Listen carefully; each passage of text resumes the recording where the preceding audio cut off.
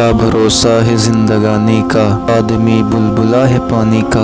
बहुत ही मुख्तसर कहानी है, जिंदगी कुछ भी नहीं फानी है। आज हालात ऐसे हैं कि अगर इंसान को थोड़ी सी दौलत मिल जाती है तो इंसान उस पे इतना इतराता है, तकब्बुर गुरूर घमंड इतना करता है, लेकिन उसको नहीं पता ये तकब्बुर चाहे दौलत का हो, चाहे ताकत का हो, रुतबे का हो या हैसियत का हो, हुस्न का हो, इल्म का हो, हसबो नसब का हो, हत्ता कि तकवा का ही क्यों ना हो, इंसान को रुसवा करके ही छोड़ता है। आज तुम्हें थोड़ी सी दौलत मिल गई है तो तुम इस पे इतना इतरा रहे हो। क्या तुम्हें नहीं पता कि ये दौलत फिरौन के पास नहीं थी, ये दौलत यजीद के पास नहीं थी, ये दौलत शद्दाद और नमरूद के पास नहीं थी, लेकिन उनको ये दौलत कोई काम नहीं आई, इस वजह से कि उनके झूठे दावों ने, उनकी अय्याशी भरी जिंदगी ने उनको तबाह बर्बाद करके धर दिया। क्या तुम्हें नहीं पता कि फिरौन का दरियाए नील में डूबने का कोई इरादा नहीं था मगर डूबा। शद्दाद अगले सैकड़ों साल अपनी जन्नत में अय्याशियाँ करना चाहता था मगर दरवाजे पर पहुंचकर मर गया। नमरूद की प्लानिंग तो कई सदियां और हुकूमत करने की थी मगर एक लंगड़े मच्छर ने मार डाला। अल्लाह अकबर। यजीद लाइन ने लंबा अरसा बादशाहत का इंतजाम किया था मगर यजीद जहानों की लानतें समेट कर 3 साल बाद ही इबरतनाक मौत मर गया। हिटलर के इरादे और भी खतरनाक थे मगर हालात ऐसे पलटे कि खुदकुशी करने पर मजबूर हुआ। लिहाजा मैं ये अर्ज करना चाहता हूँ और ये बताना चाहता हूँ, हासिल कलाम ये है कि जालिमों को एक मुद्दत तक ही वक्त मिलता है। जब अल्लाह की पकड़ होती है और अल्लाह की पकड़ आती है तो कुछ काम नहीं आता है। सारा गुरूर, सारा तकब्बुर, सारा घमंड यहीं